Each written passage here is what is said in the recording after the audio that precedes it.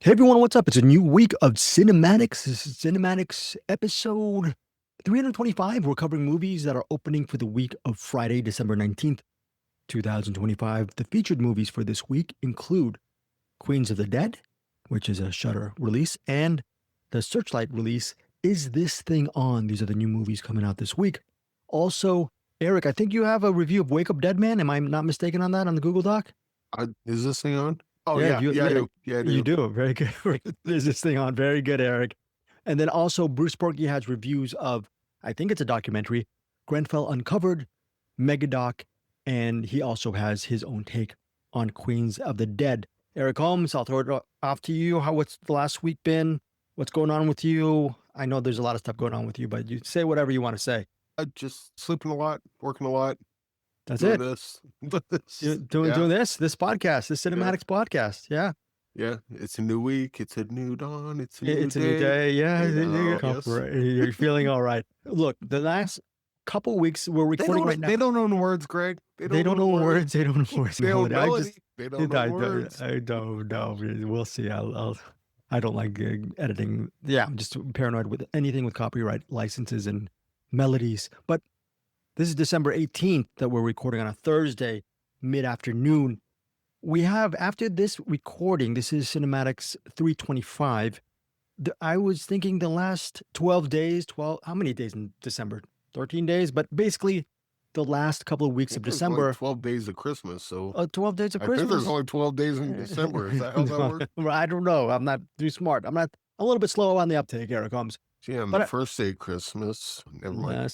I was thinking the last couple of weeks of Christmas, me, you, and Bruce will have off. Cinematics will resume the week of January 9th, 2025. What do you think about that, Eric? Are you cool with that? Having a couple of weeks. Good. Yeah? Then we'll come back, maybe do our tops of 25. Okay, possibly. Yeah. Maybe the week after. I'm not exactly sure how we're going to do that, but at some point we're going to be like, these were the best of 2025. Because there were some good ones. There were some good ones. I'd have to go back on all our Google Docs, Eric, and just try to remember the movies that me, you, and Bruce have seen. Obviously, we see different movies on a given week, but it will be a lot of work for us just to go back, I guess, 52 weeks on our Google Doc and look at some of our favorites of the year. Yes, sir. And yeah, I don't know if we're coming back next week or the week after. I will say that when we come back, I will have seen the new Avatar. So okay, very good. There's that too. Are you an Avatar fan of the universe? I like them. Me and my friend Zoke, not with the first one, but with the second one, and then he really wants to go see the new one. So I was like, 3 hours, dude. Eric, where you live, do they have really good theaters? Meaning, is there a Cineplex you go to for IMAX, or I don't know if you want to watch something like Kill Bill? Oh, Kill Bill, the whole bloody affair, something like that? Is there some really good entertainment options if you're willing to spend the cheese to get yourself into a nice? There are. There was a time where like the only movies that they would have are the big blockbuster ones. Any movies would just never come here. I think after COVID happened and then the theaters started becoming a thing again, I think they've been starting to get, a lot of the theaters have been getting indie movies over the last couple of years. I think that might have to do with the whole COVID thing, just trying to get people in theaters in general. And also another, you mean they don't always come to comic book movies? People want to see other things? We should probably play those. And then I've noticed a lot that they'll start playing older movies, like re-releasing them in theaters. I don't know if that's a theater thing or if that's a studio thing, but hey, if they're gonna do that. Do you have a lot of options from where you live, Eric, or do you have to drive out to go see something? No, so I would have to go to Denver for, I think it was like the Brutalist, when they were playing the Brutalist in 70 millimeter. Oh, right. If I wanted to do that, I would have to drive to Denver for that. Okay. But for the most part, yeah, the options have been a lot less sparse here than they have been in previous years. That's very good. And where are you going to go see Avatar? Is there that local thing, minutes away from where you live? That's like 10 minutes away from here. It's not that far. Good. That's very good. It says it's IMAX. I don't know if it's an actual IMAX screen, because there's one in Council Bluffs when I used to live in Omaha That screen was Jesus. That screen was huge. They also used to have the Indian Hills Theater there. It wasn't an IMAX screen. It was what they call this, Cinerama, I think. Yeah, Cinerama. Yeah. It was like a really super wide screen Cinerama, where they have to have two projectors to project the whole thing. Oh, that's pretty cool. And that was cool. And that was also the theater I first saw Rapid Fire. We got an advanced screening of Rapid Fire when I was a kid. That's when I fell in love with Brandon Lee. That theater was awesome. It's a parking lot. I forgot to mention what? It's where? It's a parking lot now. Oh. But that's how Omaha does it. It's, hey, we got this cool historic thing. It's like literally one of the biggest screens on the planet. Yeah, but I mean that's cool, but we really need this parking lot. So let's just tear this crap down. Oh man, that's very sad. Do you remember what year or around what time they? It was after Phantom Menace came out. Because I think Phantom Menace might have been the last movie I saw there. That's a bummer. Yeah. A lot of memories. Wait, Phantom Menace I know I saw Matrix there. That was cool. They had a Star Trek kind of marathon. They were playing all the Star Trek movies up to that point anyway. And that was like a whole day thing. Our dad dropped us off and here, go watch. You guys like Star Trek, right? It was like Star Wars, but I guess we'll watch Star Trek too. But you probably watched from Star Trek, the motion picture, to Star Trek IV, The Voyage Home. I'm guessing that's what you did. That sounds about right. I want to say there was 5, but I think you might be right. I think all right. Well, if you were looking for Spock, that would be the last one. I think Star Trek V was the search for Spock. I could be wrong, or maybe with us 3. I just remember Star Trek IV was the one with the whales, and I saw that in the theater. But wow, that was. But yeah, the IMAX theater in Council Bluffs, that screen was huge, and then come here and there's an IMAX screen here, and it's still a pretty big screen, but it wasn't. At least from my recollection, the Star Theater in Council Bluffs was like almost like the side of a building, and the IMAX screen here is like pretty big, but it wasn't as big as I remember at the Star Theater. I'm a little bit sad right now because you mentioned the movie Rapid Fire, and Rapid Fire starring Brandon Lee. Just to be clear, I did not see Rapid Fire in Cinerama. That was on one of the side theaters. But Rapid Fire, I remember when it came out. Rest in peace to Brandon Lee and Powers Booth, by the way, if I recall, he's in there.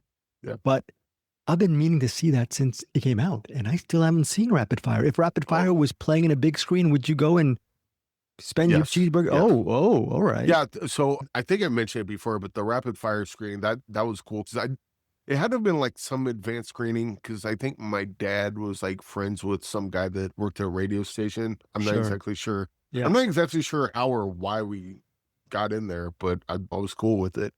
And then we were watching the movie, and I remember thinking going in, it's like, and this is a movie with Brandon Lee, son of Bruce Lee. I'm like, oh yeah, you're son of Bruce Lee. You think you're all hot crap, huh?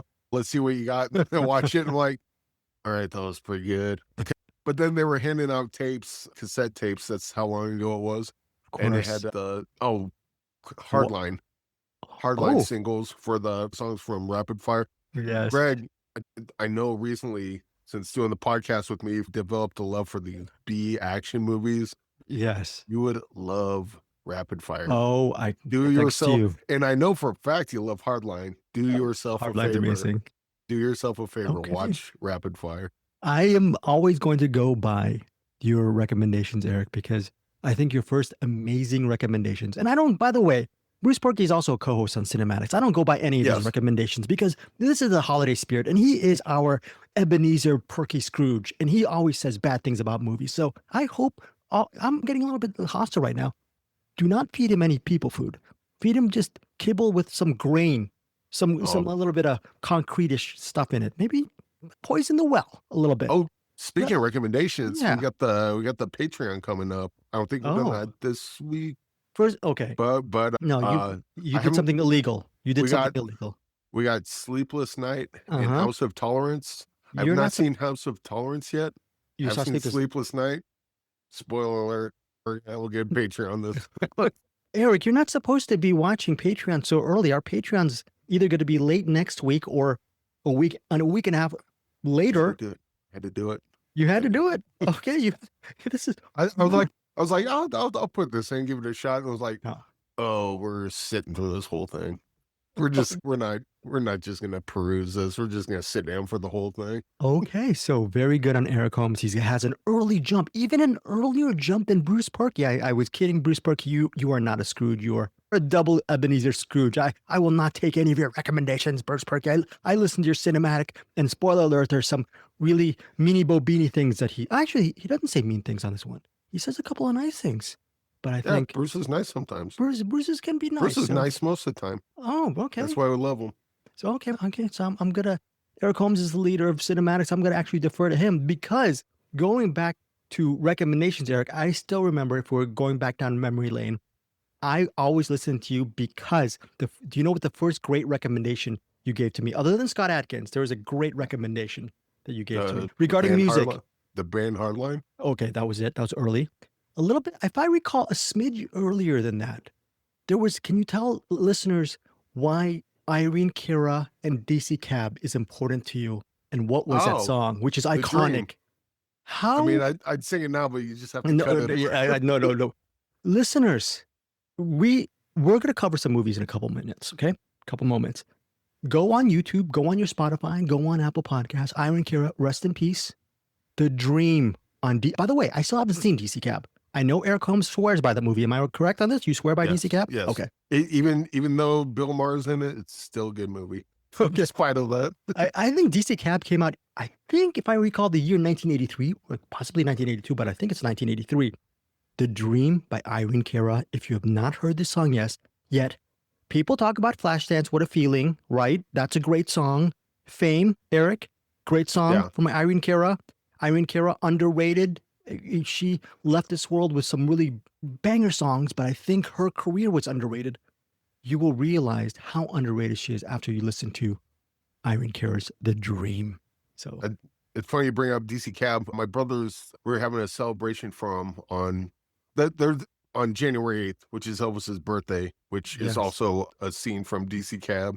Oh, where that's not the reason we're doing it, but it's there's a scene where I think Steve liked DC Cab, but he wasn't like as crazy about it like I am. So that's not. Steve would have loved us to celebrate DC Cab. That's not what I'm saying. But he liked it at least, right? He liked it. I think so. So. But there's a scene in DC Cab where Gary Busey's, hey, I gotta say one thing. I don't work January 8th. It's Elvis' birthday. That's great. And didn't Gary Busey play Elvis in one movie? No. Right? Am I wrong on this? Did he? Google that later in I don't know. just Google it on your own time, or maybe Google it during I know it was Kurt Russell who played Elvis in a movie once, and I could be wrong, but did Gary Busey ever play Elvis? That'd be interesting. I could be completely wrong. I don't think so. Oh, you don't think so? Okay, I'm wrong. Could be. Okay, I'll figure that out. But DC Cab, recommendation, the movie from Eric, and then recommendation, The Dream, Irene Cara, who, by the way, also stars in DC Cab, if I'm not mistaken. Eric Holmes, right? She's also The Dream was part of the DC Cab soundtrack, and then she had a video where they integrated the characters in the video along with like scenes from the movie. But she's not in the movie. Okay, got it. I don't think, if she is, it's like a cameo, but I don't recall her actually being in the movie itself. Okay. And we will leave an Amazon link for DC Cab in our show notes so Eric and I can get all the money and Ebenezer Bruce Purkey Scrooge can't get. I'm kidding. We're not going to leave. I just want to that because Bruce Purkey. Actually, I'm sounding like the Scrooge. We love you, Bruce Purkey. His reviews on Cinematic, actually, his insightful reviews will be up in a few moments after Eric. I haven't heard it yet, but does he go? He put it in the Google Doc about Predators, the documentary about he did. I don't Predator. I don't think I haven't listened to the entire thing, but I feel bad, Eric, because I wrote down Bruce's ratings of the movies he covered. Maybe I should not leave it for you to be surprised when you actually listen to the show, and that's my fault. Yes. If he talks about it or if he doesn't, I do know like the movie's kind of working its way out there, and I think when I covered it, it was kind of like playing in certain places, not in other. It's more available. You got it early. You got it early. Yeah, you got it early. Yes. Yeah, check out Predator. It's about Chris Hansen. It's a really good documentary. I believe it's on Paramount Plus. I could be wrong, but yeah, it's currently streaming. And yeah, you really gave it a solid review. Now let's get to. Oh, by the way, Celebration of Life, January. You said January 8th, right? Elvis's birthday. Elvis's birthday. Is there a lot of preparation that goes in? I don't know much about prepping. Do you guys prep for that day, or how does that work out? I think we're just getting friends together. We're gonna do it at the Triple Nickel, which is where Steve used to work at. A bunch of our friends hang out there. JJ owns it, and him and Steve are friends. Sadly, he died in the parking lot at the Triple Nickel. So, but it'll probably just be friends getting together and go. Wasn't Steve great? Yeah, we miss that old son of a. Wish he was still around, but I imagine it'll just be everyone hanging out and a couple laughs, having a couple cries.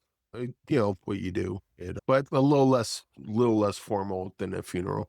I believe my sister got the ashes, and are you going to have that solidifies things, doesn't it? Right. Yeah. My father is right down the hall. His ashes are right down the hall. It's been down the hall for quite a while, and I managed to try.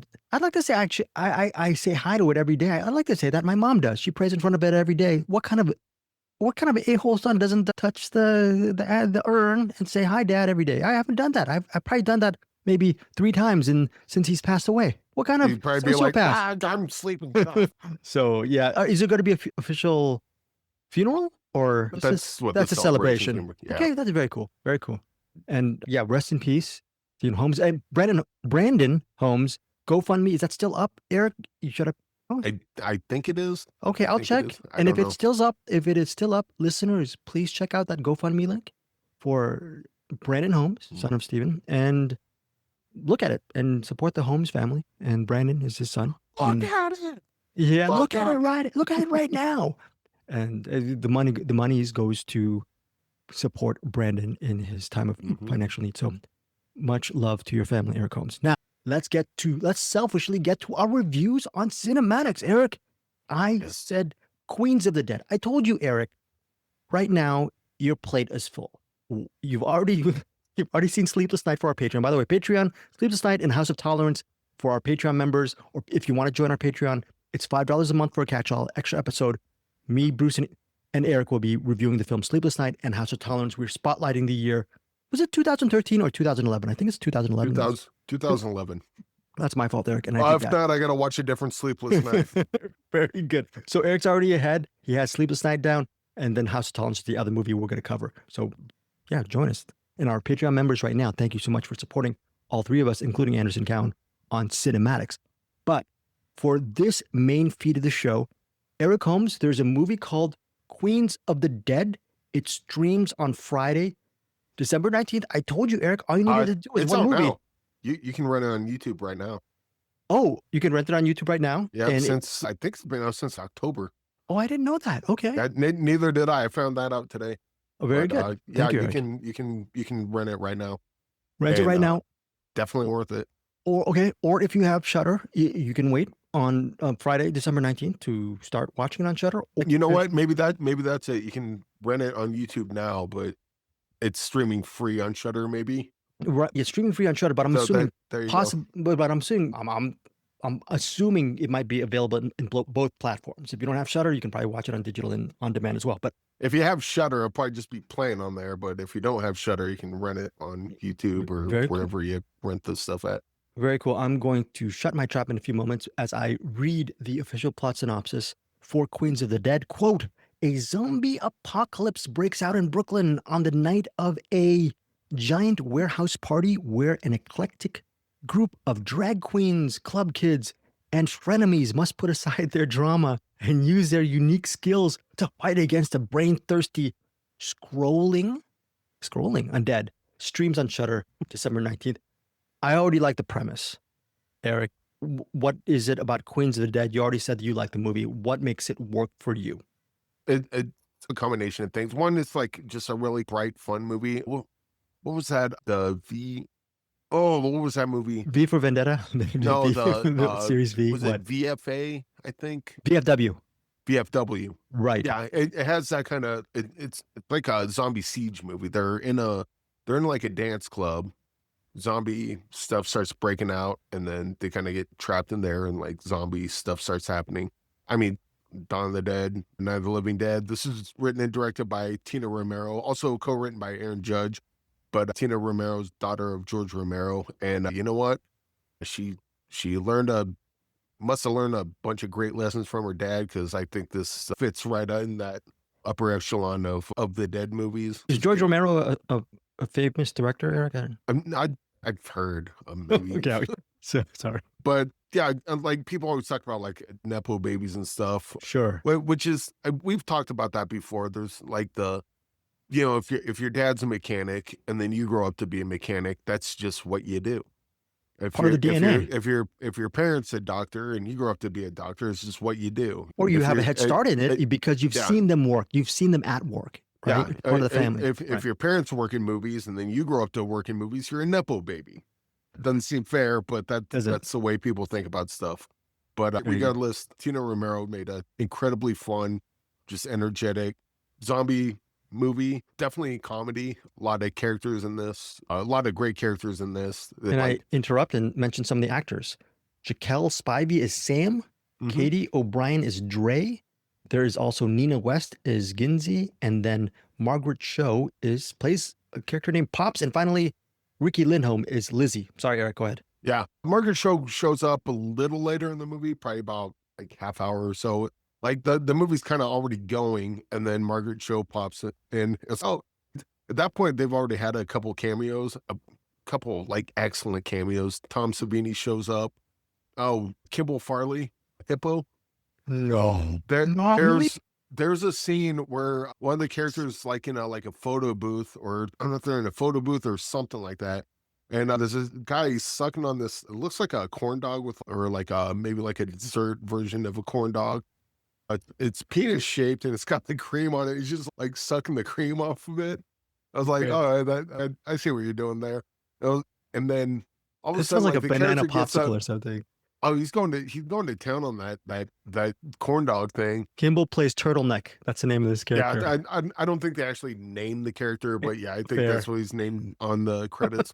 But he's going to town on that corn dog. I'm like, man, he's like really getting in there. And then he leaves, and that's like the only scene he's in. And then just before he leaves, it's like, wait a second, was that Hippo?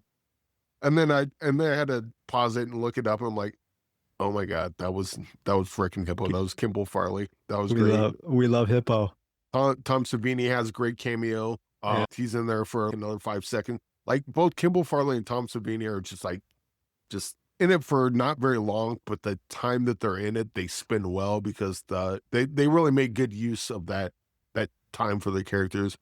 Which is really cool, because sometimes, Eric, sorry to interrupt, is when they have movies with these glorified cameos, a lot of times, I think most of the times in film, they're wasted. They're just, the cameos they come in, hey, I'm Tom Cruise, see ya, and then they leave.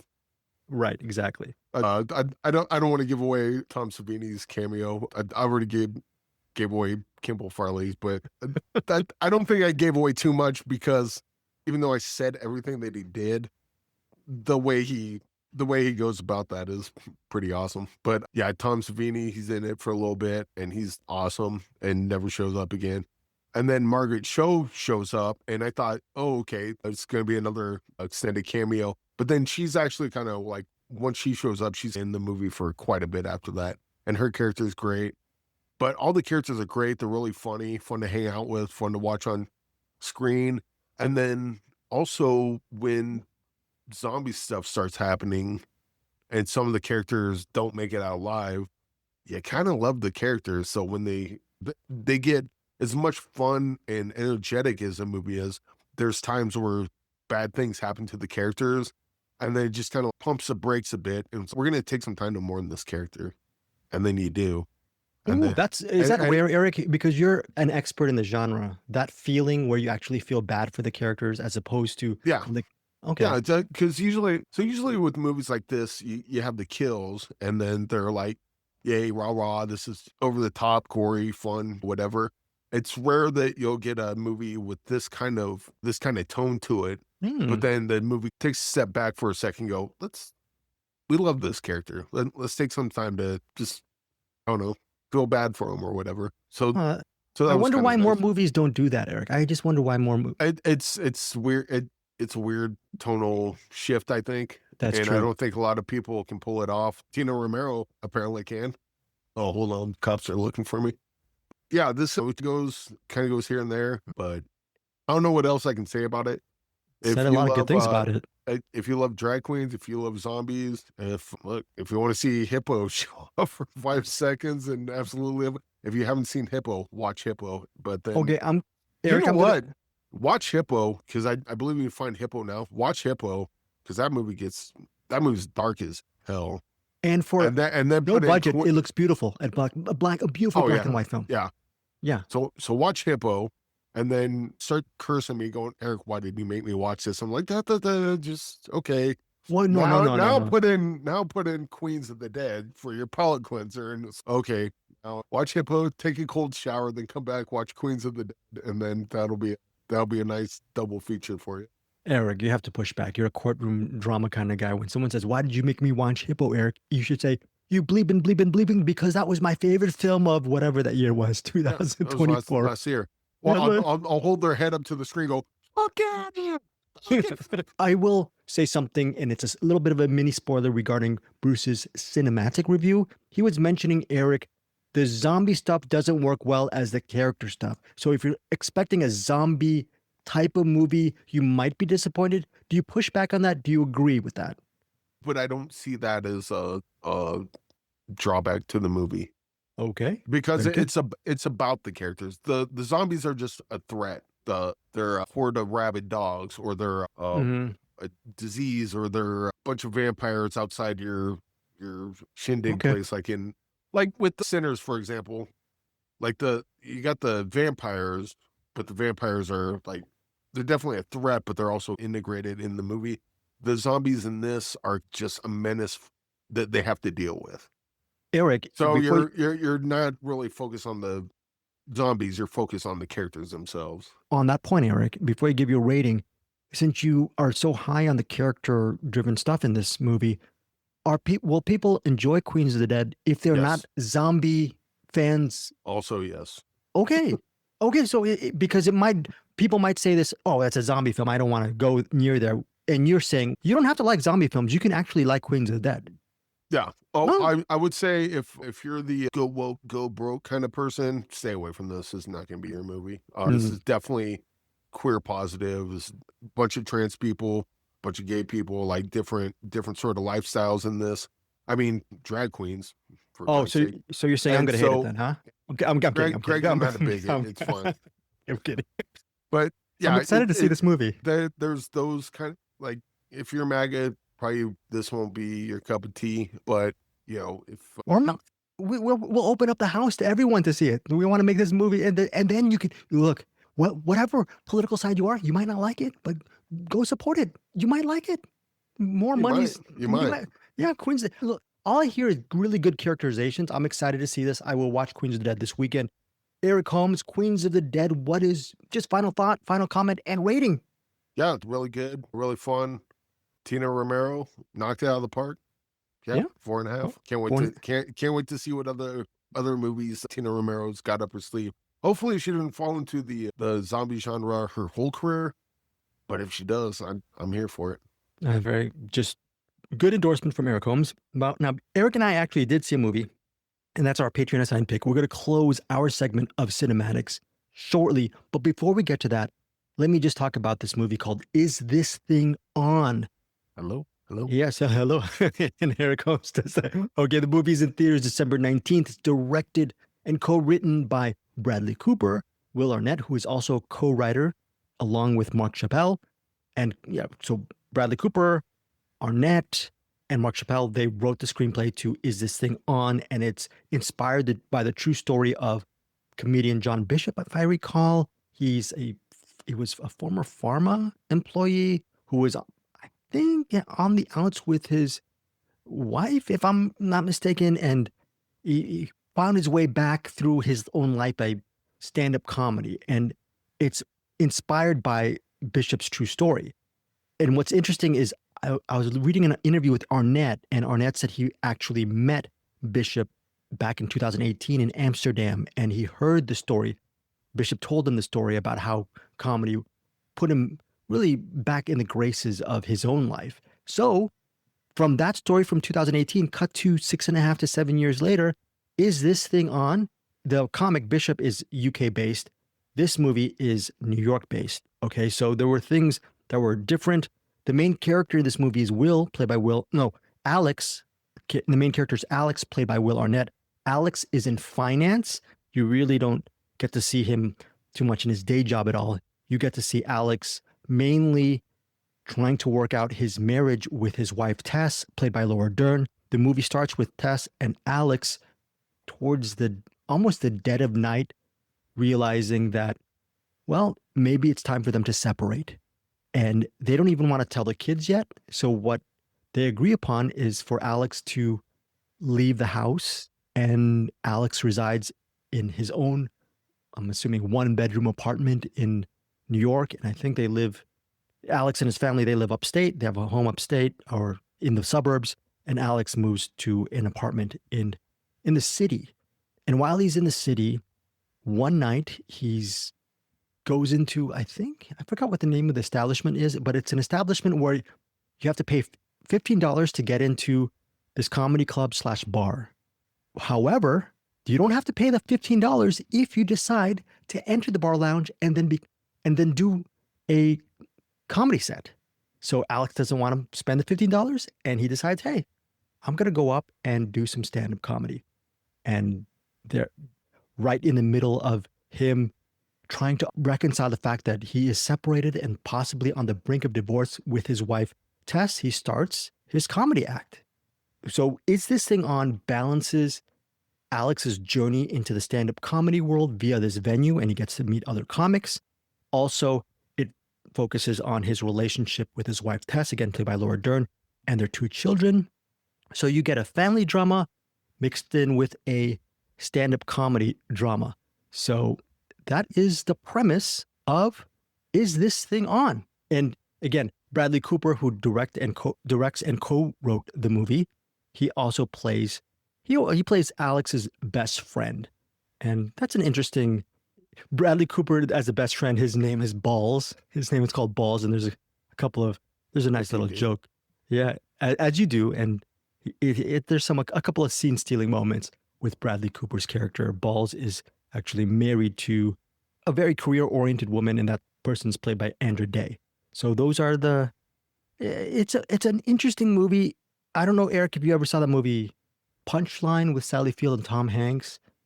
Long time ago. Right. I saw that a long time ago. I remember as a kid loving that movie. And I think, if I recall, Punchline also dealt with people's lives outside of the stand-up comedy business. And that movie a little bit reminded me of Is This Thing On? My only complaint regarding this I think it's a 2-hour film, is that I just wanted more stand-up comedy. I wanted to see more of that stand-up comedy world within that venue. But that does not mean the family drama doesn't work, because you have Laura Dern and Will Arnett handling things there, and it's good enough to see. Also, the parents of Will Arnett, of Alex, are played by Ciarán Hinds. I forgot if he's a very good actor. And then there's also another person who plays his mother, and she's very good as well. I got to look that up right now. But there's some really good comedy, some really solid drama, really good writing. And I think for me, it was a coming out party just to see Will Arnett as in a drama, playing a dramatic lead. Eric, your thoughts on Will Arnett as an actor or an entertainer, or Laura Dern? Is this a movie that you might want to see because it's directed by Bradley Cooper, et cetera, et cetera? Bradley Cooper doesn't move the needle for me. Not as a director anyway. As an actor, I like him a lot. Laura Dern, love Laura Dern. Will Arnett, he's usually, I could see him doing stand-up. He's a funny guy. So. Yeah. And Amy Sedaris is in it too. She has a small role. She's great. And Christine Ebersol, she's just a great actress as well. She plays the mother of Alex. A really solid drama. The song, what's the name of the song that Queen and David Bowie did? I don't know if it's called Pressure. Under Pressure, right? Oh, no, it's Ice Ice Baby. Queen and David Bowie. Oh, right. No, I think it's called Pressure. Oh, wait, no, they ripped off Ice Ice. And then Vanilla Ice sued them, I believe, was what happened. Very good, Eric. But I think the song is called Pressure, or Under Pressure. I don't know. But it's Under Pressure. Thank you, Eric. Under Pressure plays a prominent role as a song in Is This Thing On? And it's a very well done film. I'll be honest, I haven't seen Maestro yet. and I forgot what the name. What was the name? A Star Is Born. Is that the one, the Bradley Cooper movie? Right. I liked that. That was a good one. That was a good one. I have not seen Maestro, but I liked Is This Thing On? When you compare it to something as big in grand scale as Maestro, you're thinking, is this thing on? It's a small scale movie, but it still works, in my opinion. So my rating for Is This Thing On is 4 stars. 4 stars, and a solid movie. Movie hits theaters December 19th. So who's next? Who's next? You're next, Eric. Okay. You're next. I don't know what else to say. This is our assigned pick from Patreon. Thank you, Mitch Burns, for this pick of Your Next. Bruce Purkey also has a review of this assigned pick. Eric, I'm assuming this movie, directed by Adam Wingard and written by Simon Barrett, is a movie that you saw way back in 2011. I'm assuming you've seen this. I have not. Oh, no, this one missed me. Yeah. No, that is weird, dude. This is, I think, a movie that is tailor-made for you. I'm thinking you're going to give it the highest marks. Anyways, let's get to the plot line. Quote, as their marriage quietly unravels. No, that's not that. Wait. That's zombie apocalypse breaks out in Brooklyn on a night of a giant warehouse. Oh, wait, no, that was Queens of the Dead. Right, my bad. Thank you, Eric. You're next. Quote, the Dawsons, an upper-class family, are extremely wealthy, but also they're estranged. In an attempt to mend their broken family tree or ties, Aubrey, played by Barbara Crampton, horror queen Barbara Crampton, and Paul, played by Rob Moran, they decide to celebrate their wedding anniversary by inviting their 4 kids and their children's significant others to their weekend estate. The celebration gets off to a rocky start, but when crossbow-wielding assailants in animal masks suddenly attack, the Davisons must pull together or die, which is very interesting. And they choose the second one. And they choose that. And that's spoiler alert. And I don't even consider that a spoiler because it's what the movie is. Right. Look at the title. You're Next. How about this title? What about that Agatha Christie novel? And then there were none.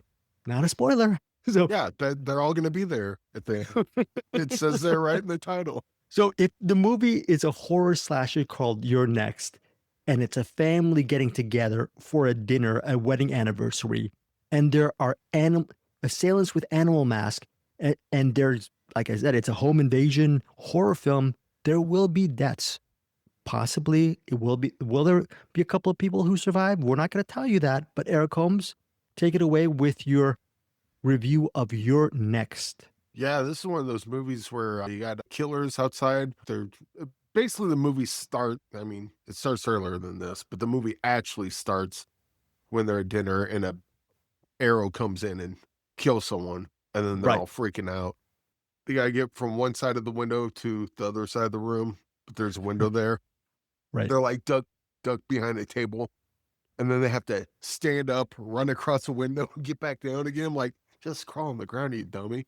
They decided they're going to make this great plan of, okay, you get back, get a running start to the door. We'll open the door right before you get there, and then you'll have a good speedy lead out the door to get to the car. Nice. We don't even know who or what is out there, but yeah, you're going to run out there. Yep, seems like a great idea.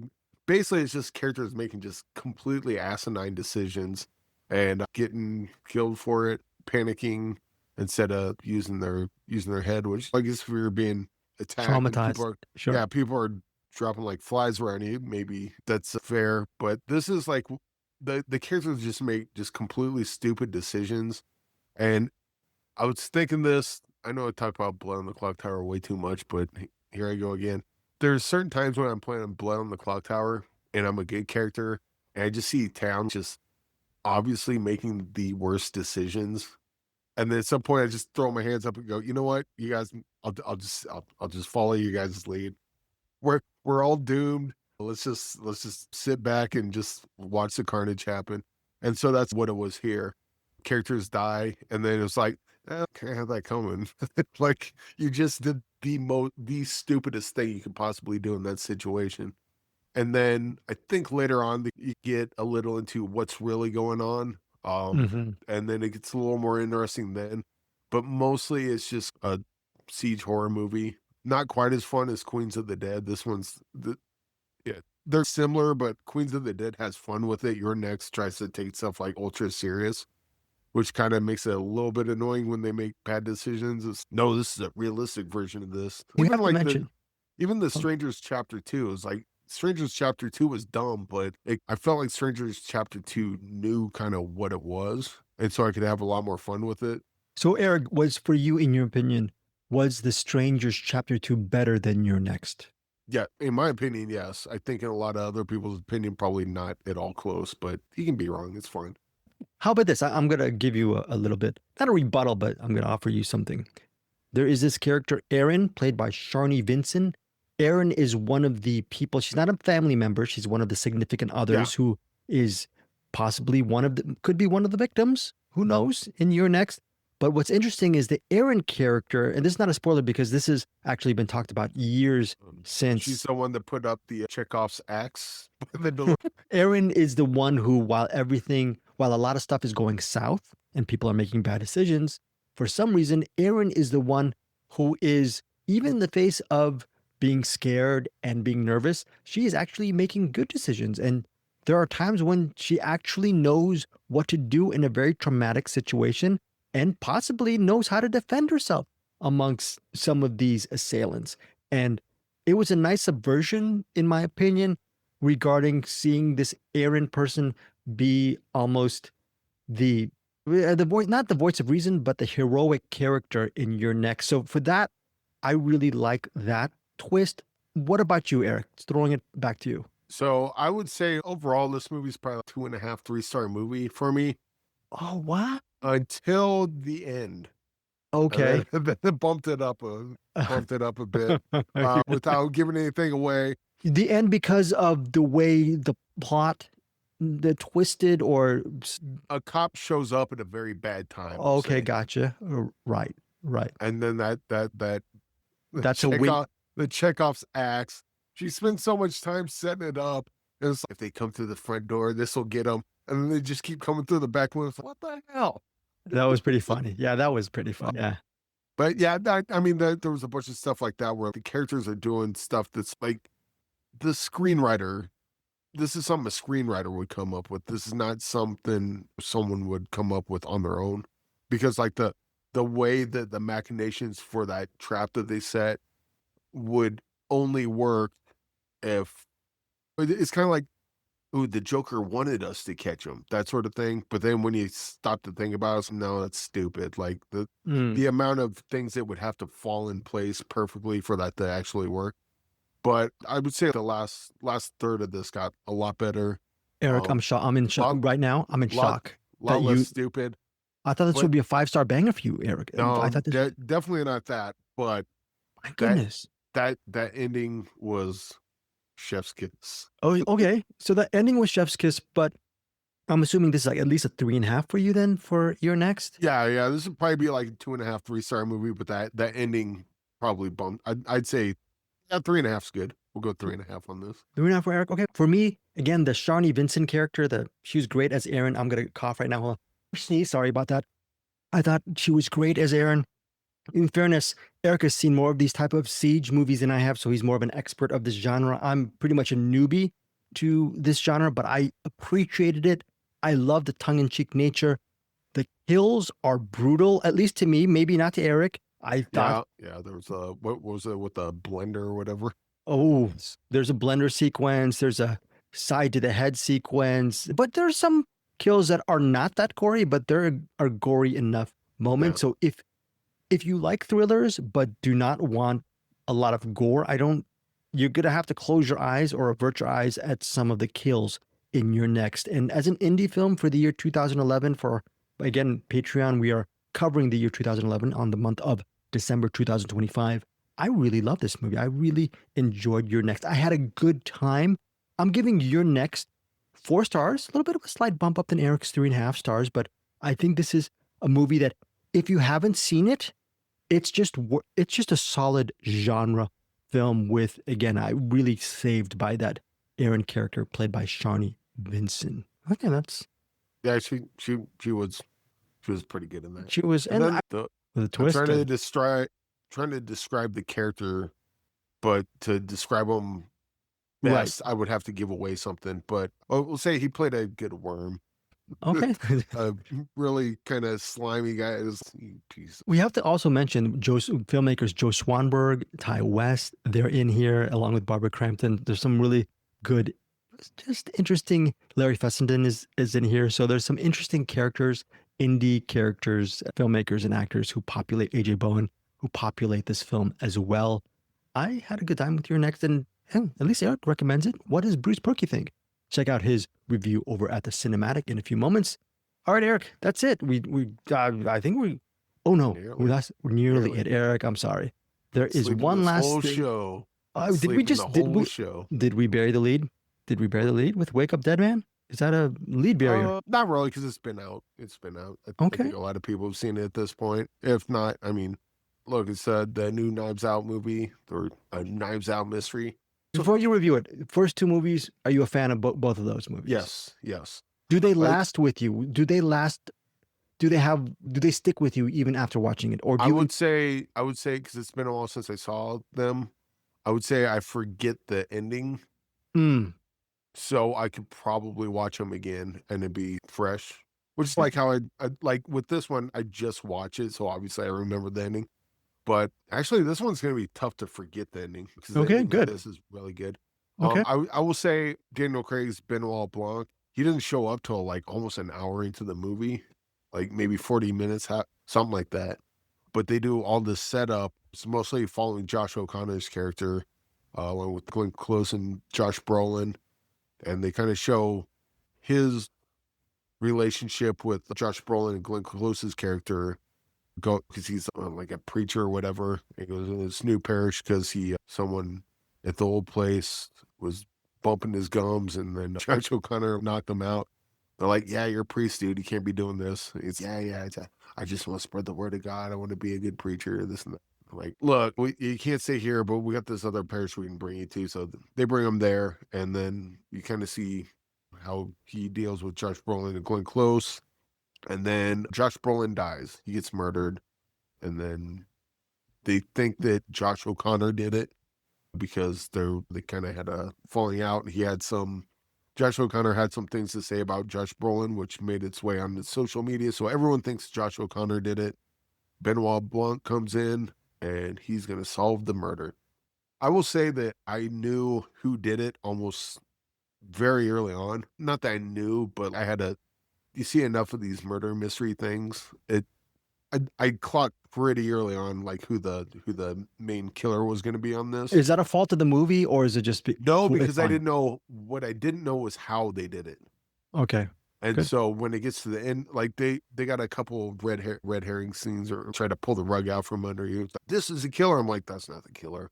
No, that wasn't the killer. This is the killer. I was like, that's not the killer either. This is actually the killer. I'm like, exactly. Now, how did they do it?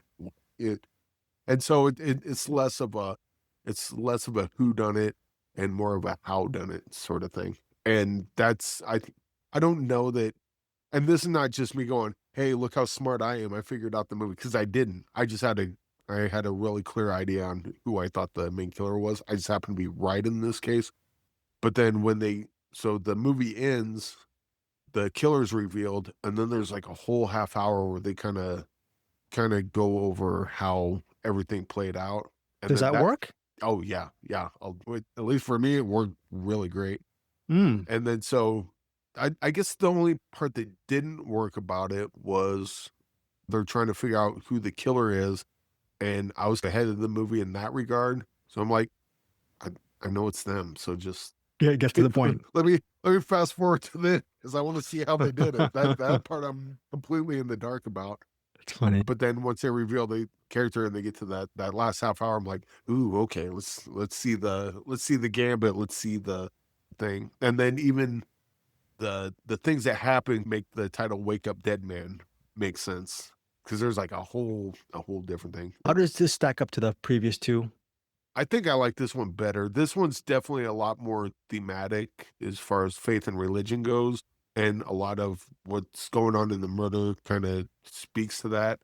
I think The Glass Onion was more of like an Elon Musk type character. And I had some bits in that. Knives Out was old rich guy and his family are spoiled rich Right. brats. That feels like a more tropey murder mystery. So I guess they're all thematic in some way. I think the theme in this one kind of works best for the murder mystery and what the movie says and what it's getting. I think this one's a lot more focused in that regard. But yeah, Wake Up Dead Man is a good one. I'm gonna put you on the spot, and this is a ridiculous question. Wake Up Dead Man, seen by millions and millions of people already, Eric. Yep. Should they be watching this or Rebuilding? Huh? This or Rebuilding? Yeah. I mean, you can do both. Oh, okay. Of course, you could do both. How good is Josh O'Connor in this one? Because we both loved him in Rebuilding, right? It's hard for me to watch this because you and I love that movie so much, and no one's seen Rebuilding, Eric, and everyone's watching Wake Up Dead Man. This is my silent revolt against. So, this is much different movie. I know. That's a ridiculous question. I apologize. I'm sorry. They're kind of the same. Yeah, Rebuilding. That's more like the Nomadland. I mean, it's that kind of movie. A little bit. I'm still bitter that a lot of people haven't seen Rebuilding. And I'm not saying it's not their fault because I don't think it's playing in a lot of theaters, and I just want more people to see it, Eric. Josh O'Connor's so good. That movie's so beautiful. And I feel like you and I, even within our CinemAddicts crew, we're the only ones who've seen it, Eric. Doesn't that tee you off a little bit? That you and I, it's like you and I are watching a little gem that no one else gets to see. So. Actually, it's funny they say a little gem because that plays part in Wake Up Dead Man too. Not the sequel to Wake Up Dead Man, but also Wake Up Dead Man. Interesting. But Josh O'Connor's great. This movie's great. Check it out. And then once you're done, go check out Rebuilding for something night and day different from what Wake Up Dead Man is. Yes. I actually, one of the interesting things about Wake Up Dead Man 2 is that how long it takes for Benoit Blanc to show up and therefore the murder mystery actually starting. That kind of helps a bit because it kind of develops the relationships and the whole situation. So when the murder finally happens, it kind of has some weight to it a little bit. Very cool. Right. And then so when it gets, I'd say that probably the least interesting part was Benoit Blanc trying to figure out like all the detective stuff of him trying to figure it out. Again, that might have been because I was a bit ahead of the movie. But the first half hour, 40 minutes and the last half hour, 40 minutes are probably my favorite. The middle part's my least favorite. But even that part's still a fun murder mystery bit too. So So your rating on Wake Up Dead Man currently streaming. My least favorite part of the movie is still pretty good.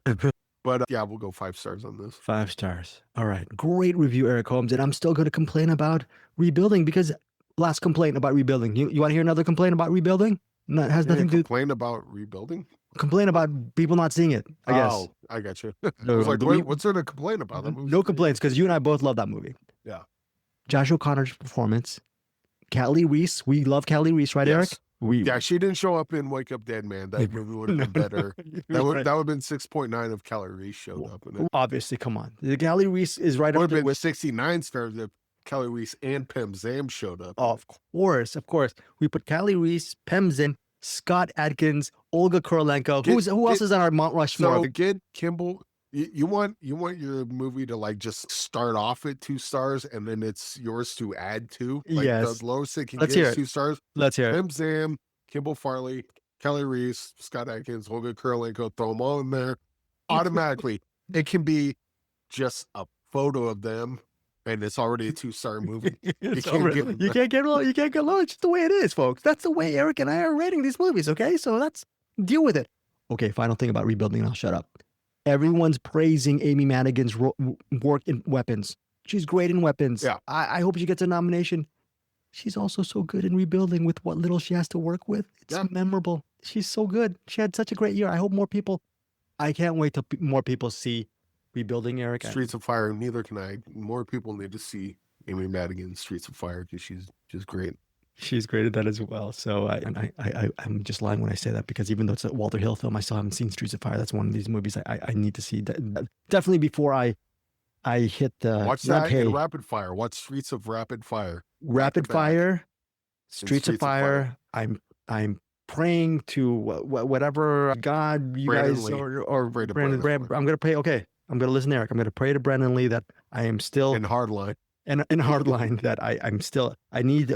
Oh look, I'll get these 2 movies finished, Streets of Fire and Rapid Fire, before the vacation's over, and hopefully I will still be above ground before that. I definitely want to see both these movies. Eric Holmes, we're done for this week. Anything you want to say before we get out of here and hand it over to Bruce Purkey? Yeah, I'm not exactly sure how the next couple of weeks are going to go. I'm sure we're going to do something. But like I said, 2 weeks. I'm giving you and Bruce Purkey. It's not like I'm giving you like I'm the boss. I'm just saying I'm letting you guys the next. No, I'm not even the boss of myself. Okay, so I'm never a boss. But let me tell you something. 2 weeks. You have 2 weeks to relax. You can. Are you gonna play video games? Or I mean, I know the Celebration's Life is actually on January 8th, but before that. Oh, that's what I was gonna bring up. So yeah, the celebration is gonna be January 8th at the Triple Nickel. If you're listening to this, saying like me and C personally, then hey, there you go. That's when we're doing it. If you don't know us, but you listen or you know me, or hey, let's go see Eric. That's where I'll be January 8th. So just come say hi. This is not gonna be a. We're a welcoming kind of group of friends. So. Eric, I don't have no idea where the Triple Nickel is located. Can you give a little bit? It's in Colorado Springs. Colorado Springs, and it's you check Google Triple Nickel on Google, and there it is. And it's January 7th now. But Eric will be there on the 8th, so I'll go say hi to him on there. Okay, or you don't have to. I'm just saying, if you happen to be in the area, January 8th, and you want to come Nickel. say hi. Yes. We'll be what if there's a double laughing, crying, having a good time, having a bad time, having a time in general. Okay, that is a great invitation, celebration of life, of course, a mixture of laughter and tears, and old friends, new friends alike, endings, new beginnings, all that kind of stuff. And if there's a doppelganger of Greg Srivasti and you are either a sociopath and selfish and you want to actually honor the Holmes voice work for the Shark Tank videos on YouTube. If you're that person, if you're still that kind of person, but you still, a really good part of you, that little gem of you, still wants to honor Eric and his family and Steve and Brandon, everyone there, go show up. And who knows, maybe they might have some good cheeseburgers there, because I'm sure there has to be some doppelganger over in Colorado Springs who loves cheeseburgers and short and Asian and trying to grow a beard. So the doppelganger, please show up. My AI version, show up and please celebrate with the Holmes family on January 8th. So beautiful. Triple Nickel. One of these days I'm going to show up. Triple Nickel. Dude, you have to leave the house first. So good luck with that. Okay, that ends our cinema. Love you, Eric Holmes, and we love you guys. I know I don't come out there often, but when I do, it's like I can almost hear in your voice.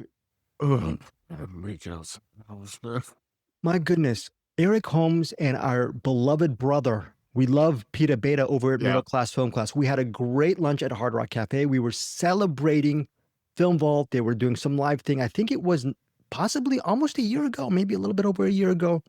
It was like 2 years ago, but it felt 2 years ago. I don't know. Like we get older, like time just freaking races on, like faster and faster. And that event took place in Hollywood almost 2 years ago, right, Eric? Right, something like that. I'm about 30 minutes away from Hollywood. How many times have I been to Hollywood since meeting you and Pete for that really wonderful Hard Rock Cafe lunch and Film Vault? Since then, how many times have I been to Zero? I guess zero, because it's not inside your house. You're 100% right, folks. I will never leave the house. It's like, Eric, if he actually lived here, he would be going out. I mean, and Eric says he's a homebody. I remember the last episode, he said he's a homebody. You got nothing on me. You still leave the house. Oh, I know that. I'm saying I'm a homebody compared to most normal people. You're not normal people. I'm not normal. I'm Abbie normal. Folks, that's it. Have a great happy holidays. Happy Hanukkah. Merry Christmas. Best to you and your loved ones, Eric Holmes. Bruce Purkey, I love you, even though you're Ebenezer Scrooge. We need a Scrooge in CinemAddicts. We need, and you are, He fills a role. And the thing is like, Bruce doesn't hate things just to hate things. No. That's annoying when people do that. Bruce, like, he hates stuff that I like, which is fine, but at least he's got good reasons to it. He's not just that sucks because I'm a hater.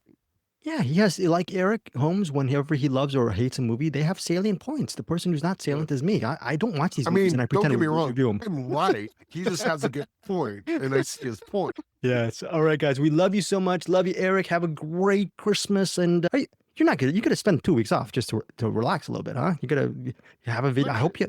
I mean, I'm working a lot, but Okay. I don't know. We'll see what happens. All right, guys. That's it. We'll see you in a couple of weeks, folks. Don't worry. And by the way, for our CinemAddicts feed, there's a bunch of Eric Holmes interviews that I have yet to put on the feed. So we're gonna go dark for 2 weeks. We do have a couple interviews coming up as well. Oh, you do? And I don't know. Maybe a couple more for the beginning of there's some that we were supposed to do pretty quick, but they want to save it for the beginning of the year. So yeah, definitely getting back on the horse there, and we'll have some more interviews coming up as well. Glad you're getting back on the horse. And selfishly, if you want to support us, CinemAddicts YouTube channel, we're at 855-ish right now. We're trying to get to 1,000.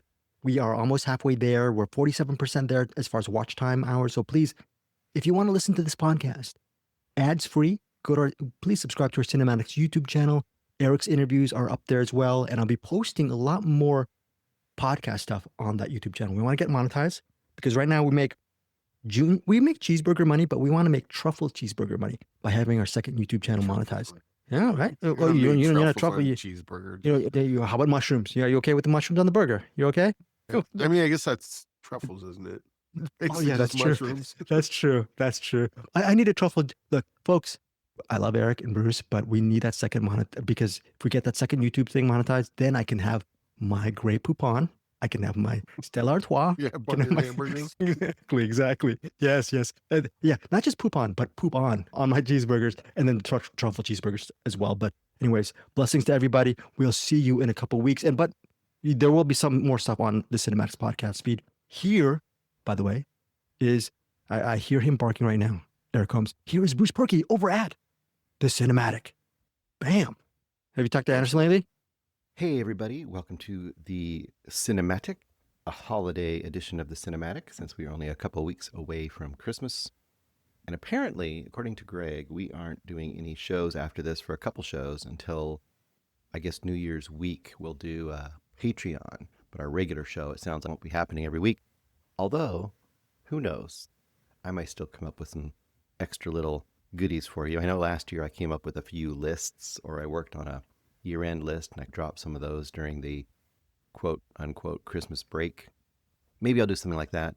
I've been rolling over in my mind the cinematic version of top five horror, top 5 documentaries, top 5 whatever, because there's a lot of movies that are in our cinematic universe that are unheralded and just not talked about very much because they're little movies that didn't get a huge release, movies that are international. There's a lot of reasons, and there's a lot of those out there that have gone under the radar for a lot of people.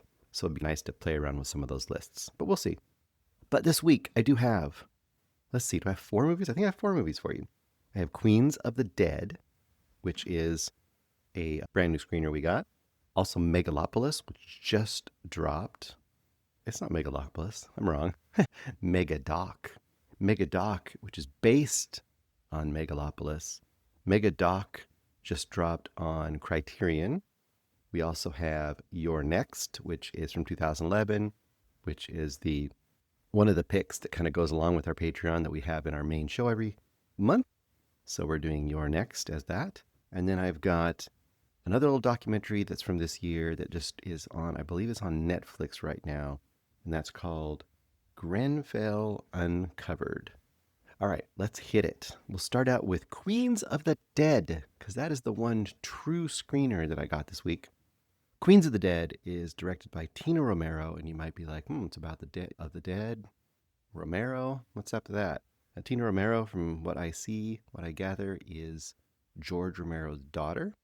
Queens of the Dead stars a bunch of people you may not recognize, but a few you might recognize. We do have in there a few people playing Nico, otherwise known as Scrumptious. You're going to be like, Scrumptious? Tomas Matos.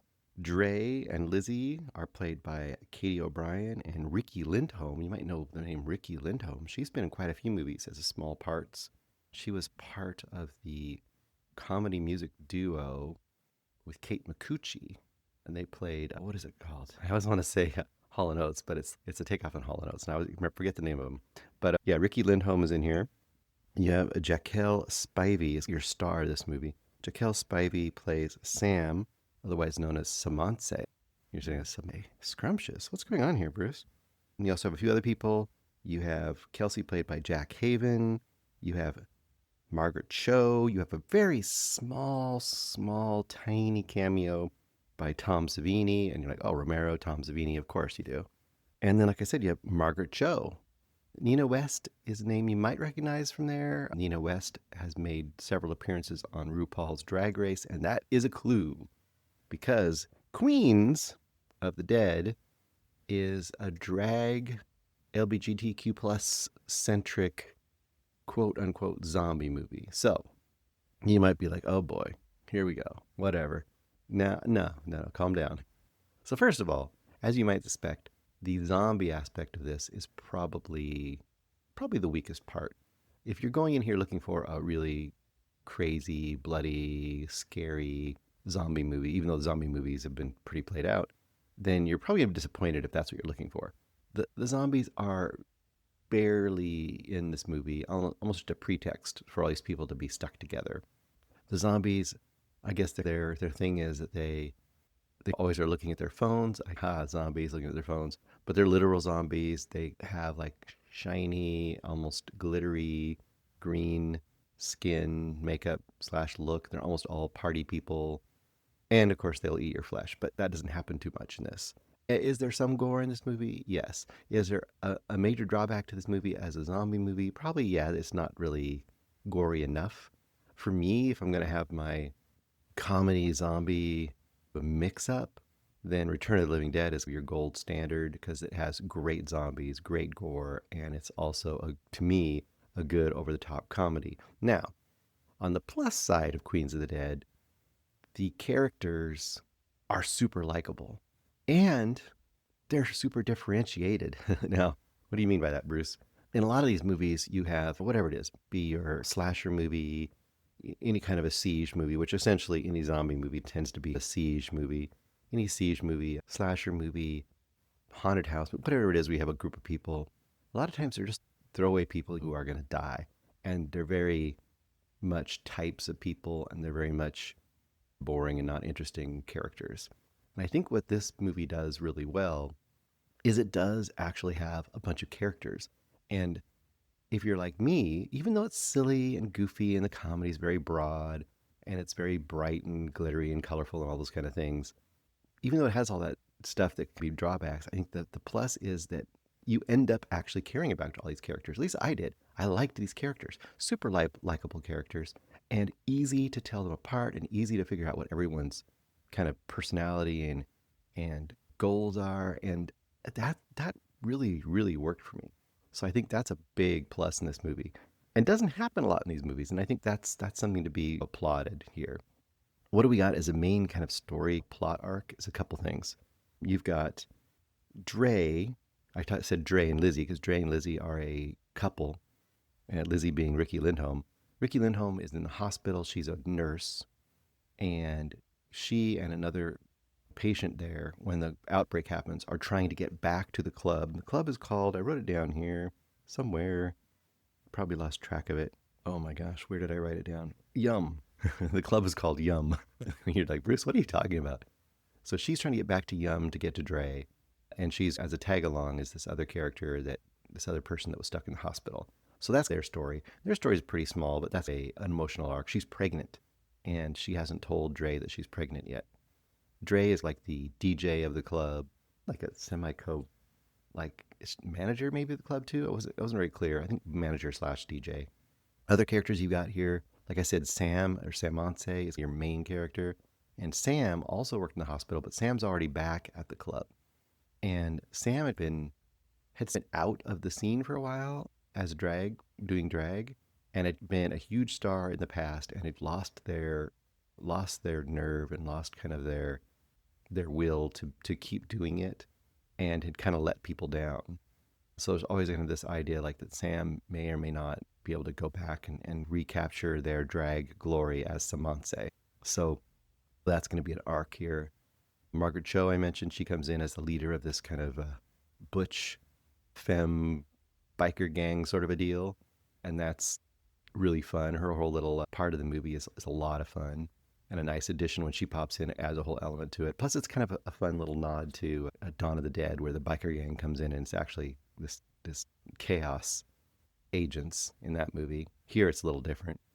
So, and that's the main character. Oh, and the last main character you got is Nico. Nico playing Scrumptious, and Nico is like the lovable drug dealer, and there's a whole arc there, like that they are looked down at because they're a drug dealer, but they're like the drug dealer with a heart of gold is what they come out. And then last but not least, you got Nina West. Like I said, Nina West has been on RuPaul.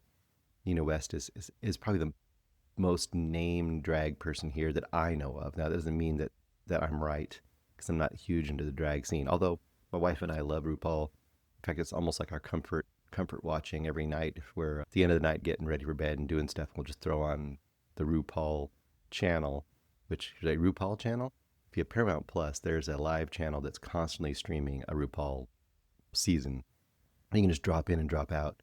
So Nina West has been on there a bunch, and Nina West plays the drag mom to Samantha. If you don't know what a drag mom is, once again, I'm not huge in the scene, but somebody who's helped mentor a young drag person into their drag persona and their drag career. And the drag mom is someone who's obviously more experienced, kind of a veteran of the drag scene. And Nina West's character has a whole arc as well. Jinsey, I think was her name. Jinsey. I had a lot of fun with this movie. Did I care about the zombie stuff very much? No, I did not. Was there some fun gore? A little bit, not very little bit. But really, overall, I just liked the characters. I liked hanging out with them. I enjoyed the goofy comedy. I overall had a really good time with Queens of the Dead. This is going to be a real miss for a lot of people. You have to really be into the vibe and the tone of it. But for me, it was not a miss at all. I'm gonna go 4 stars for Queens of the Dead. I really enjoyed myself. Once again, I can't recommend this to tons of people. If it has to really hit your tone and has to really be something that you vibe to, a lot of people probably won't. I kind of looked afterwards online, and there's a bunch of really bad 1-star reviews and stuff, but I think there's a lot of people that go against it if it's anything drag, anything quote unquote woke coded. They'll automatically give it a 1 star and be worried about it. And in a world of that, I can ignore those reviews. This is very much not a hateable movie, and I think I really enjoyed this movie. 4 stars, Queens of the Dead. Okay, the other one I watched this week that's a brand new one, because I don't think anyone's had a chance to really see this outside of maybe a few festival things, is on Criterion, just dropped yesterday, is Megadoc, which is the documentary about the making of Megalopolis, the ill-fated, disastrous, highly panned, top 10 worst of the year list for a lot of people last year movie by Mike Figgis. And Mike Figgis, you might really well know from, I don't know, Leaving Las Vegas, Time Code. He's done a bunch of movies. Leaving Las Vegas is probably his big hallmark as far as those kind of movies go. But what he does here is he's obviously doing a documentary on the making of Megalopolis by Francis Ford Coppola.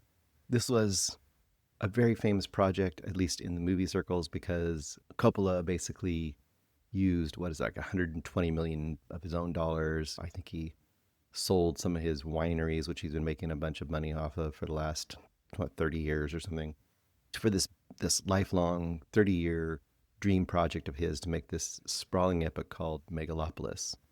And I thought this could be a really interesting documentary, because you've got a name director getting access to the production of this ill-fated, by all accounts, crazy set by a director who is, of course, revered for some of his past great works, Godfather, Apocalypse Now, Conversation, all that kind of stuff. But someone also who is pretty known for having some crazy sets, and a crazy set such as Apocalypse Now produced one of the best filmmaking documentaries ever, which, what was it called? Hearts of Darkness, I think. And then that's going to be fertile ground for great documentaries. A really crazy movie set. Fitzcarraldo obviously produced, what was it? My Best Fiend? Was that it? I can't remember. Or was it Burden of Dreams? I think it was Burden of Dreams. Anyway, there's been great documentaries about great ill-fated movie sets. The other one, there was one that was recently made about the set of what was it? Oh, shoot, I can't remember the name of it. There was another one that was a really big one that came out in the last 10 or 15 years. It was also a really crazy set with Brando. A couple of Brando sets have been bad. So what do we got here? It's a great setup for a great filmmaking documentary. Unfortunately, in a lot of ways, this tends to come across as a giant featurette. Featurette, like you get a DVD or Blu-ray or whatever of a film, and then they'll have a 35, 45-minute making of documentary that's not exactly a puff piece, but it's mostly just a behind the scenes, like how did it get made? It's not going to really get into the craziness and the personalities too much. And this isn't that bad, but it definitely softens the edges of what should have been a much more pointed piece, I feel like. You've got so many opportunities here. First of all, like right out the gate, you get, how do I describe it?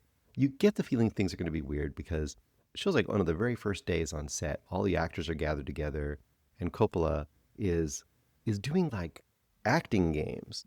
Now, when I say acting games in the sense of first semester, first day acting games. Hey, let's everybody, we're going to walk around like your favorite animal, or let's look into each other's eyes and let's mirror each other's actions, that kind of stuff. They aren't doing those exact ones, but it's the same level. And you're thinking to yourself, my gosh, he's got people like Jon Voight, which, you know, is over his hill maybe in far as acting goes, but he's a renowned actor. He's been in some very, very, very good, very high level roles.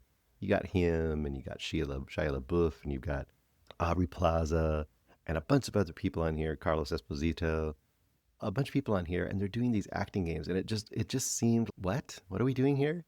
And that kind of goes through the whole thing. The whole thing, you got Coppola. There's two sides of the same coin. Coppola is acting like, I'm the father, I'm the knowledgeable one. I've been through so much that I'm going to teach you all how to do this. That's his approach to directing. From the outside, that's how it looked to me. And the other half of that coin is, most of the actors and crew members on the set feel like they're in awe of him. And the idea that we get to work with the great Francis Ford Coppola, the one who made The Godfather, the one who made Apocalypse Now, even to a smaller degree, the one who made Bram Stoker's Dracula, right? And they're all just, oh my gosh, I get to work on this set. It's going to be amazing.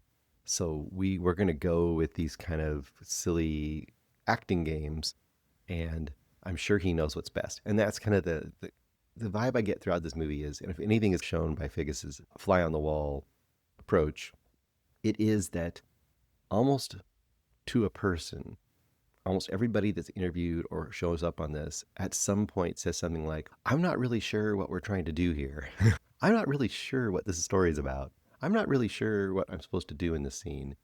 And I'm not even, and a lot of times they're either saying that I'm sure that Francis knows. I'm sure Francis has a plan, or he's going to make it come it all together when he gets into the editing process. Or the other side of it is, a lot of them also say, I'm not sure that Francis knows what he's doing.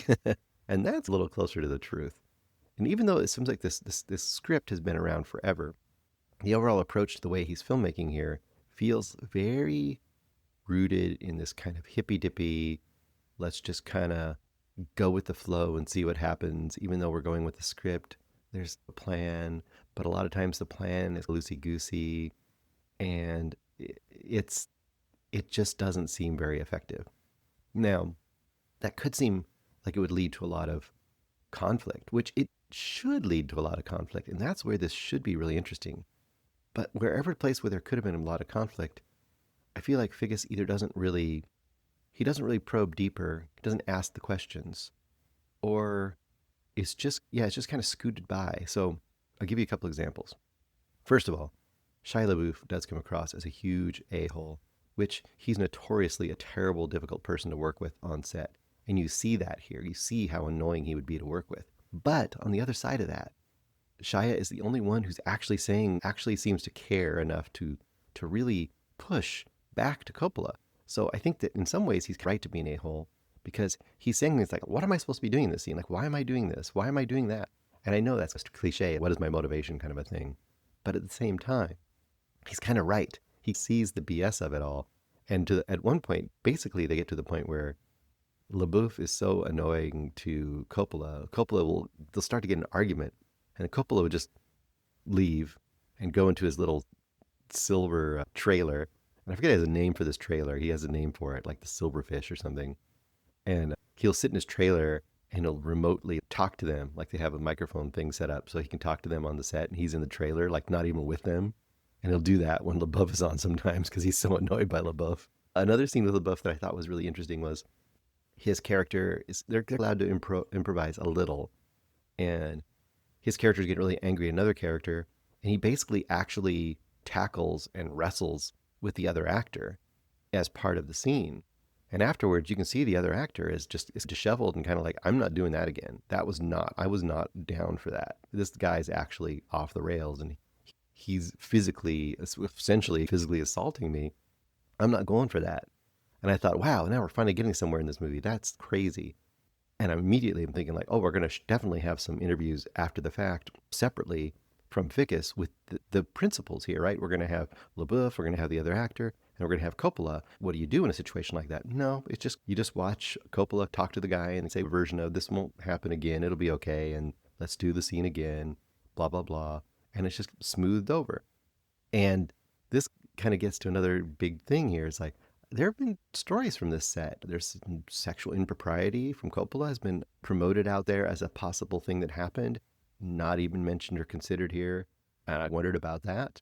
Of course, with Coppola's past supporting some very, very questionable behavior surrounding the Me Too sort of movement, it seems like there should be an eye at least to that, at least. So nothing done there. The other actors, as far as LaBeouf goes, other than LaBeouf, you got like varying degrees of approach to Coppola's style. You've got people such as Jon Voight. He seems to just be happy to be there. He just goes for whatever. He kind of he is what he is. He's Jon Voight. And a lot of the other actors fall into his category. We're here. We're happy to be here. This is going to turn out to be great on the other end. I don't know how, but it will be. And then you got people like Aubrey Plaza, which she comes across the best to me because she has her always sarcastic, snarky, weirdo kind of personality. And you can tell she kind of came into it with like, from the ground floor, she came in going, this is going to be a hot mess. And I don't understand what's going on here. And I'm just going to be here for the ride. And I think that's the only way you can go in this and come out with any kind of sanity. And she seems to take it like that all the way through. And that was one of the complaints about the movie, is that it seemed like everybody was acting on a different level because they're all taking it differently. They're not being directed. Some people like her are just taking it as a big goof, and her character will come across that way. And then Shia's being like intense method dude, so he's going to come across that way. And then there's other people that seem to be like zombieing through the movie. So it's just like a big missed opportunity. There's a huge thing in here about the loss of the VFX and the production crew because of budget issues and creative differences with Coppola, and how we should have been really diving into that. Like, how did that affect the look of this movie? Because one of the big knocks in this movie was how terrible the visual effects were for a movie made in 2024. It had some pretty terrible CGI and just looked crazy. He was constantly fighting between wanting to do things practically and doing things digitally, but his practical stuff is weird. It doesn't seem to work. And then all was said and done, it wasn't very interesting. It was very long, and it really, once again, missed opportunities time and time again. The biggest opportunity it missed. Okay, you're making this documentary about what now has become notorious as a huge debacle. Like I said, it was on a ton of year-end lists for one of the worst movies of the year. Terrible groaners of dialogue that became memes. They were so bad. Just renowned by most people as a pretty horrible movie. A few people came on board as they loved it and it was a genius thing and it was like misunderstood, whatever. But I think the vast majority came down on the negative to very negative on this movie. It was, by all accounts, not a success by the critics and by the audience. Did not like this movie. So the fact that this movie just goes up to Cannes and just ends with it got screened at Cannes and people were clapping and standing ovation, which they will do for pretty much every movie practically there. And that's the final moments. It kind of gives the impression of, well, it sure was crazy, but we did it. That was kind of the approach. And then just to never in the movie and to never in this documentary even go to the post-mortem at all. No post-mortem. No, oh my gosh, now watch the reviews start to pour in. Watch the jokes being made about it. Watch the derision online. Watch the lists of the worst of the year list that it ends up on, all that kind of stuff. What are the reactions of the actors after the fact, like of being in it? Was it just, oh, I was in it. I'm in bad movies sometimes. What was Coppola's reaction? What was his financial outcome? All these things that you'd want to know about this movie, just not even considered. So, as you can guess, a big miss, not great, mildly interesting. I'm almost tempted to go 3 stars just to say it's worth watching if you're a film lover to see what the set was like. But because it's so long, I'm not going to go 3 stars because dang, this movie, what the movie gives you could have been done in probably 45 minutes. If it had given us more, it could justify the time, but it didn't give us more. So I'm going to go 2.5 stars for Megadoc. It is not, to me, not worth your time. Okay. Really quick, 2 other things. I'll just give those to you very fast. One is a documentary on, oh my gosh, I should have written it down. I think it's Netflix. I'm pretty sure it's Netflix or HBO. You look it up, you'll find it. It's called Grenfell. I got to look it up really quick here. Grenfell Uncovered. And that's directed by, I'm going to say this name terribly, Sadiq. And it's basically about the fire and disaster of the high-rise apartment building called Grenfell in London. There was a huge fire there a few years ago, not too long ago. And the documentary not only does the timeline of how it went down, how the disaster unfolded, but it even more so goes into the multiple levels of failure that led to the disaster, both on the construction side and on the emergency services side. It's really interesting look at kind of the breakdown in so many ways. And what it ultimately comes down to is it becomes an indictment of this whole push in current, especially right-wing politics, but conservative politics around the world, a big part of it is deregulation. There's a big call out for deregulation. We don't need all these rules and regulations. It's just handcuffing businesses. It's not letting businesses be profitable, and you're keeping people from getting jobs because everything's regulated to within an inch of its life and blah, blah, blah, blah, blah. And that's like a hallmark of neoconservative kind of ideology, is that you deregulate. Deregulate leads to businesses being able to thrive, not being, like I said, not being handcuffed, and allows them to give you more jobs and to create more industry and blah, blah, blah. It's always been this kind of trickle-down theory of how this is going to help everybody and help the economy if you can just deregulate, because these pesky regulations are keeping these businesses from being able to thrive.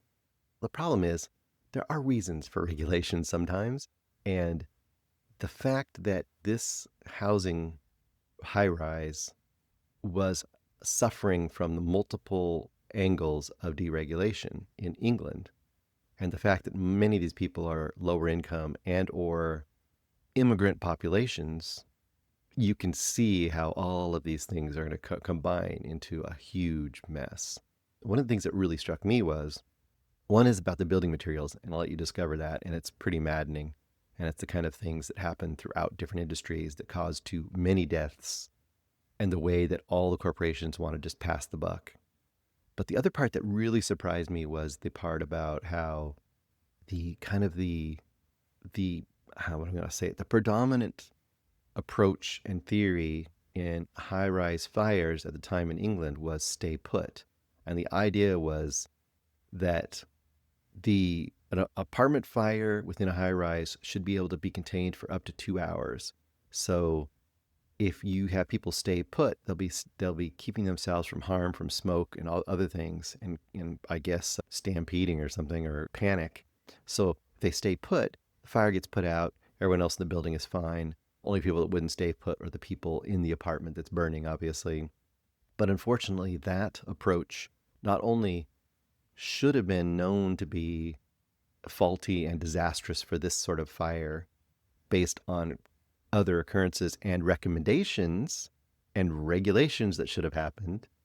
But the fact that in this one, it really basically causes like a ton more deaths, this approach. And it's just maddening to watch and really, really tragic.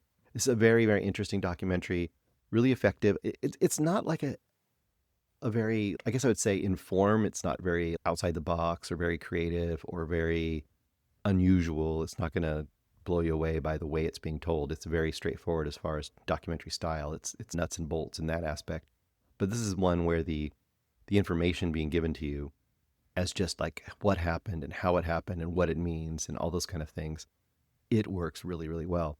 I'm going to go for Grenfell Uncovered if you're looking for a kind of just a interesting real world like disaster sort of documentary that also has some big worldwide kind of political angles to it. Grenfell Uncovered, I think, is going to be a good one for you. I'm going to go 4 stars for this one as well. I think it was really effective, really well done. And then last but not least, we've got You're Next by Adam Wingard from 2011.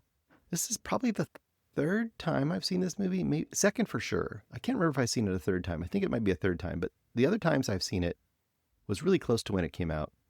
So probably it's been like over 10 years since I've seen this movie.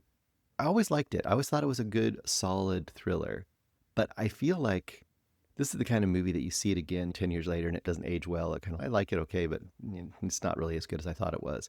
I think this is a movie that kind of ages even better.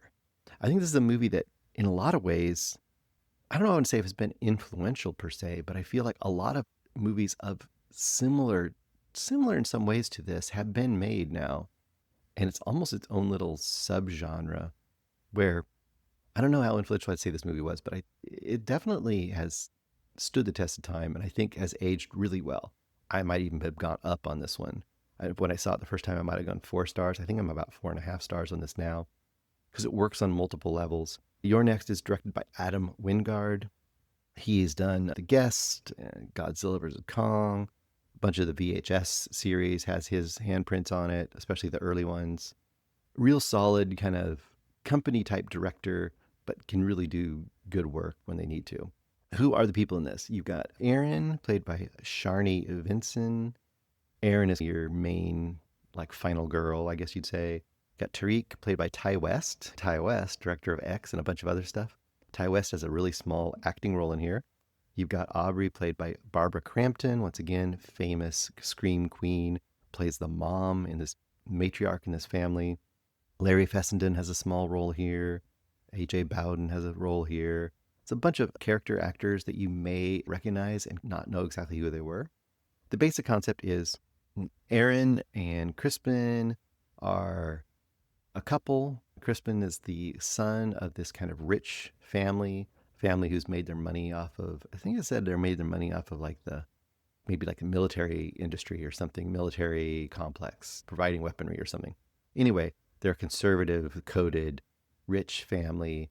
She's coming to visit as the new girlfriend and gets there, and it's going to be like a bunch of rich, snooty people all having their dinner together set up.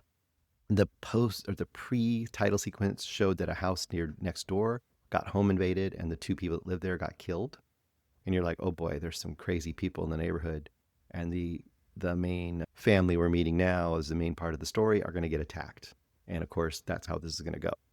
In a lot of ways, I think this movie could be seen as inspirational for movies like Get Out or Ready or Not, Knives Out even, The Hunt, those kind of things, which might give you some clues about maybe some social commentary and some maybe a little bit twistier than you expect. And that's exactly what goes on here. You get a siege sort of a movie with invaders coming to attack this family. You're not sure why at first. And everybody's in danger. And how are they going to team up? And how are they going to fight off these intruders or get killed by these intruders? And in that aspect, it works really well. It works really well as just a straight up horror / thriller. And you've got some great characters here. Like I said, some snooty, rich types that you're like, oh boy, I want to see that one get killed. Or who's going to turn out to be the hero? Of course, the main girlfriend that you met early on is kind of the final girl, Erin. She turns out to be surprisingly resourceful. And it's great because in these kind of movies, you get a character that's all of a sudden able to be really good at fighting or really good at fighting off intruders. And you're like, how did that person get so good to doing that? They explain it. And that's really awesome. And that's when you start to get the feeling that early on that, wow, this script actually is pretty smart. And it knows the tropes and it knows them enough to address them and to play with them and to turn them on their head so that you're getting the tropes in an effective way, and then you're getting to enjoy them getting overturned and getting played with. And she's a fantastic final girl. And you really, really end up rooting for her, and you love the way that she deals with both the intruders and the terrible members of this family overall. And I would just say, I'm not going to tell you what the twists and turns are, because there are definitely a couple of huge twists in the plot, but they're very effective and they're very satisfying. And they're not just simply like gotchas. They're not like a big end of the story gotcha. They're like more of a middle of the movie twist in the situation that allows you to recontextualize the stuff that's going on. And that's absolutely entertaining as well. But it never, even with those turns and twists, it never loses its basic driving force, which is a survival thriller kind of a story. And it's always effective on that level. It's got some pretty good gore. It's got some definitely interesting set pieces. You're always entertained by the tension of the situation. And there's definitely some humor in there too, because like I said, with these kind of snooty levels of privilege that are getting attacked in this way, there's some things to be rooted for one way or the other. I'll just leave it at that. I had a really great time watching this again. It, like I said, it stayed a great movie compared to what I had seen in the past. I think it like even elevated compared to what I'd seen in the past. 4.5 stars. Oh, one last thing. I talk about her being the final girl. I love how they really don't let her be dumb. And usually in these movies, there's always dumb mistakes being made that allow the plot to go forward. And I don't think there's much of those in this movie at all. For example, early on when one of the intruders is trying to get her and she has figured out a way to get the upper hand on that particular intruder. And then when she gets that person down, the common thing in these movies are you stab them and then you run away, right? And then the knife gets left behind and the person gets up and they come after you, that kind of a thing. But in this movie, if she gets someone down, you know, the whole thing from, what is it, Zombieland, double tap, which horribly has been taken by our government as a way to kill people who don't need to be killed. Let's get political there. But where Zombieland say always double tap, she'd probably like quadruple or quintuple taps. She's like, okay, this thing's down. I want to make sure this guy does not come back. And she's going to just make sure they're very, very, very, very dead. And I love that aspect too, that she's absolutely efficient, smart, and capable. And that's a really, really good kind of a combination in this kind of extreme situation you find yourself in. I think your next is a real lean, mean, smart thriller.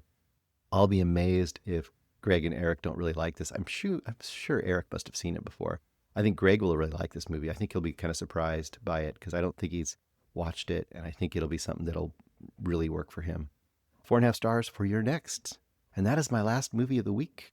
Hope you all enjoyed that. Definitely, like I said, of all the movies I saw, the one I could probably give everyone your next is probably my top recommendation from the 4 movies. I would say if you're susceptible to the style and humor of it, Queens of the Dead might be a lot of fun for some people. You got to be in the mode for it. But Megadoc, I could say you'd probably miss. All right, guys, I'm out. I know we're not supposed to have anything coming up for a couple weeks, but we'll see. You might have some little silliness coming from me next week. If Greg will be able to put it up, we'll see. He might be like, I'm not putting anything up, buddy. I'm taking the week off, which is fair. All right. Talk to you soon. Bye.